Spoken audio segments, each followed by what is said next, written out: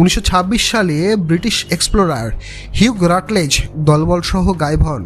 শুধু তার ডায়েরি পাওয়া যায়, যাতে লেখা দে টুক মি। 2007 সালে 4 রাশিয়ান পর্বতারোহী হঠাৎ পাগল হয়ে যায়। স্থানীয় লামারা বলেন শিবের অভিশাপ। বিজ্ঞান বলছে হাইপক্সিয়া মানে অক্সিজেনের অভাব প্লাস ইনফ্রাসাউন্ড মানে প্রাকৃতিক ভূমিকম্পের শব্দ তরঙ্গ, যা ব্রেনে গিয়ে ওনাদের পাগল করে দিয়েছেন। অনুসন্ধানের চেষ্টা প্রচুর হয়েছে। 1999 সালে রাশিয়ান এক্সপেডিশন দাবি করছে তারা কৈলাসের গুহায় অতি মানবীয় মমি পেয়েছেন। প্রমাণ কিন্তু নেই এই মুহূর্তে। আর চীনের নিষেধাজ্ঞা বলছে কোনো গবেষণার অনুমতি দেওয়া হয় না। কনস্পিরেসি থিওরি বাড়িয়েছে তাই নিয়ে। স্থানীয়রা বলছেন কৈলাসের উত্তর দিকে গুহায় প্রবেশ নিষেধ। কিন্তু কেন? নাসার গোপন ফুটেজ ও স্যাটেলাইট ইমেজ 2018 একটি লিকড রিপোর্টে দেখা যাচ্ছে